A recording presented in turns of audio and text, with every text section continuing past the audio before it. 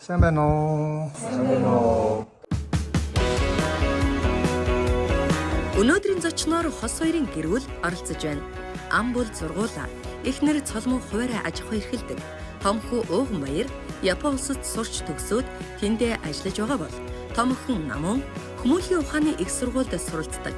Тэднийх бас хоёр ихэр хүү охинтой. Аавынхан сул тал юу вэ? Сайн байна уу гэж мэдлэхээр сайн байна уу гэл. Тэг мэдлдэг л та хаяа тэг аав сонсдгүй маа юм хэлэхээр. Тэгэд аав гэж тэгээд гэдэг байхгүй. Намайг Кос баярын баяр гэдэг 13 настай. Намайг Кос баярын халиун гэдэг.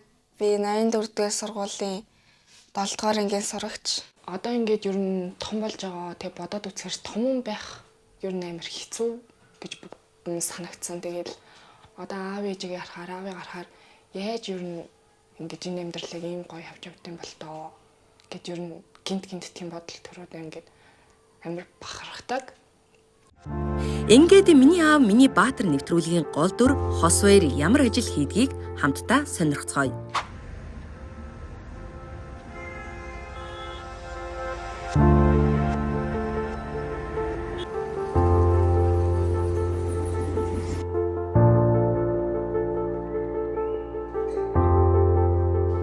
Ийшээ бол хүн болгон орох хэрэггүй.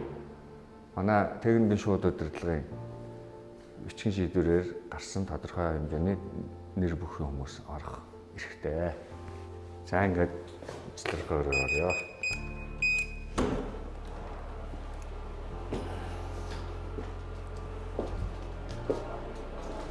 Эндээс гардаггүй юм шиг байна шүү дээ. Тий. Ерөөсөө энэ дотроо л 12 цагийн турш ажлыг тасралтгүй явуулна. Тэгээ ажил маань угаасаа биднээс ажил 24 цагийн турш камерын бичлэгтэй болон дуу авааны бичлэгтэйгээр бидний хийсэн үг болгон бичигдэж идэг. За арга ажил нь өндөр хүртэл харамтлаа төрсөн. Хэрэглэгчтэйгээ холбогдох, дуудлага барагдуулах тийм үндсэн ажиллабартаагаар ажиллана одоо. 1 3 5 дугаар байрны айл өрхөд хэсэгчлээ тоггүй байна гэсэн дуудлагатай байна. Дуудлагыг Улаанбаатар хотын 8 дүүрэг, Төв аймгийн 16 сумын хэрэглэгчд маань 704 гэсэн дугаарлуу холбогдож дуудлага бүртгүүлдэг байгаа. Нэг айлын хэрэглэгч үү, хэсэг айл буюу нийтийг хамарсан гэмтэл саатал байна уу гэдгийг тодорхойлоод тэгээд тэрний дагуу баригадаар ажлыг гүйцэтгүүлдэг байж байгаа. Дуудлага бүртгэж орсон дуудлага яг одоогоор энд дайрхийн Баянзүрх дүүрэг 21 дугаар хороо хэрэглэгчдээс хэсэг айлын дуудлага орж ирсэн байна. Байна. Өвлөө улирлыг бодвол дуудлага хайцсангүй багасна. Өвлөө улирлд бол манай ачаал өндөр халаалтын улирал учраас ихэр дуудлага жоохон өндөр байдаг. Улаанбаатар хот Налах дүүрэг Төв аймгийн 16 сумын маань хариуц тэжээгддэг 35 кВт-ийн шугамуудын ерөнхий хэсгийг харагдаж байна. 35 кВт, 35 мянган вольт, 10 мянган вольт, 6 мянган вольт. Тэгээд 3 аяаран дамжуулан тухайн айлд буюу аж ахуйн нэгжүүдэд цахилгааныг бол тасралтгүй найдвартай өрх ажлыг одоо баригадууд засварын баригад, шуурхаа буюу дуудлага хийх баригад тэг өдөртөн зохион байгуулалт ажиллагаа, аяар төслөө, аваарга ажиллагаа манай компанийн зэргүүний зорилт байдаг. 12 цагаар тасралтгүй ажилладаг. Энийг ээлжин. Тэгээ хоногийн 24 цагийн турш ээлж болгон солилцож өглөө оройны 12 цагаар буюу өглөө 8-аас орой 20 цаг хүртэл ажилладаг. За тэгээд дараагийн ээлж нь 20-оос маргааш өглөөнийх нь 8 цаг хүртэл жишээ нийт одоо манайх 25 диспетчер инженер буюу ээлжийн дарга. За одоо ингээд харахад ээлжиндээ 5 хүний бүрэлдэхүүнтэй ээлжийн дарга, сэлбийн ахлах туслах диспетчер инженер, богдын ахлах туслах диспетчер инженер. Наваг эзэмшигчтэй хос хоёр гэдэг Улаанбаатар цахилгаан төгсгөл жавцад компани диспетчерийн албанд диспетчер инженерийн ажил хийдэг. Одоо ээлж аваад ажиллаа эхэлж байна. Планыхаа ажлыг. Маань Сэлб бас 2. За. 4 зам.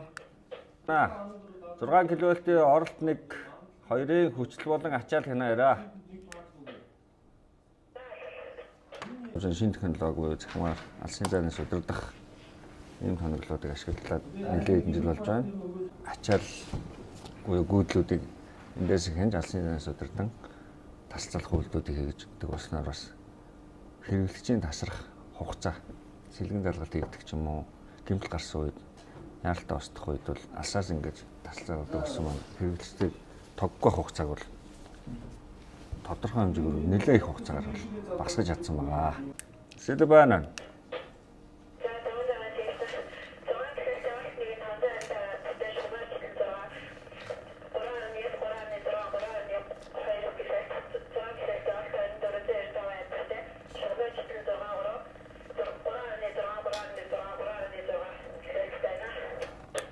Сонслоо Сэлб бас 2. Тог ирсэн үү, тогтой юу, тоггүй юу, тог тасарсан гэж ярьдаг. За энэ маань нүдэнд үзэгдүү, гарт баригдүү гэдэг утгаараа хамгийн аюултай. Энгийнээр тайлбарлавал ерөөсө гаал гэсэн үг. Тэгэхээр бид би улсынхаа нийслэл Улаанбаатарын галыг мандаг гэдгээрээ бол бахархаж ажиллагаа.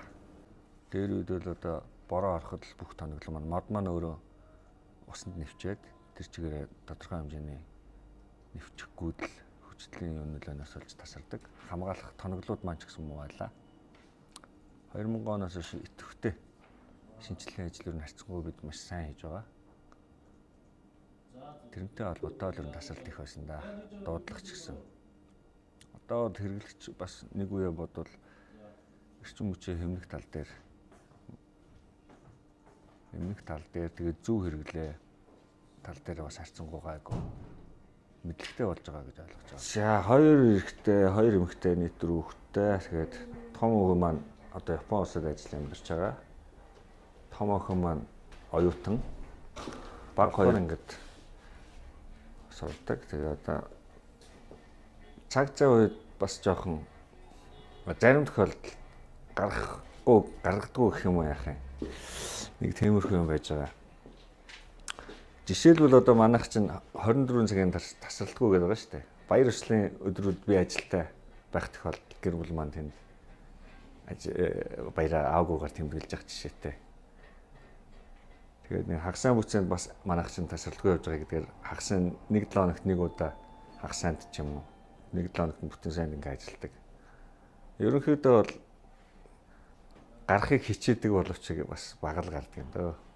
Хүүхдүүдийнхээ сургууль дээр очтгоо. Хүн хэцүүдээ ганц нөгөө юунд нь эцэг эхчүүдийн нэг уулзалт спортын арга хэмжээнд нь энэ жил өнгөрсөн жил намар болсон юм байна. Тэнд нэг орж эрэгтэй багийн волейболоор 3 дугаар ангид оруулсан. Би өөрөө волейбол спортоор хичээлдэг, сонирхдаг. 7-оос 10 хоногийн хөдөө танин мэдхүн аялал хийхийг ирмэлцдэг. Тэр үл яг хоо нэр хамгийн сайн гаргаж байгаа цаг юм да гэр бүлдээ. Би ч өөр айлын том 4 эрэгтэй дүүтэй. Тэгэхээр багтаа би хамаг маа хийдэг байсан. 3 дугаар ангиас эхлээд хоол хийж эхэлсэн.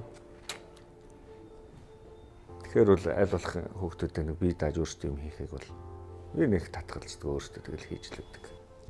Тэгээд амралтын өдөр яг байж болж байна бүгдээрээ тий. Одоо би үгдийн хагасны өглөө ажиллаж буулаа гэж бодоход хүүхдүүдтэйгээ 2 өдөр байх боломжтой. Тэр нь сард 1 удаа тохиох жишээтэй. Ээж нь бол боловсрол дээр нь илүү анхаарал тавиад явцдаг. Би бол хүн байх гэдэг талаас нь л хандахыг оролдсон да. Энэ ажил дээр ирэхэд ажлын хаалгаар ороод бүх юмыг мартаад зөвхөн ажил бодох шаардлагатай. Ажлаас гарлаа бол бүх юм ажлын бүх юм мартаад гэр бүлээ бодох шаардлагатай. Хүүхдүүд аавдаа загтал бичгээр шийдлээ. Юу гэж бичсэн бол анх удаага хайртай аавдаа загтал бичиж байгаа тул тулгамдаад богинохон захиа бичсэн гин шүү. Дандаа загтал бичиж байгаарай. Аваа би яагаад тэний гэр бүлдээ байх цаг гаргадаг байсныг нэг сайн ойлгохгүй байсан. Түрүүн үтсэн бичлэгийг үзээд сайн ойлгосон. Үгийг тань сайн амнаа. Сайн сурч хичээл номд шамдан том болоод ачийг тань хариулах болно. Намайг хоолон товц сундраар тэтгэж байсанд баярлалаа. Бас суулуулж байсан дуучлаарай. Намайг багахад дэмж олох дуртай мэдээ дэмчийн тоглоом авч өгсөнд баярлалаа хайртай шүү. Аавч мөн тулгамдсан харагдаж байна.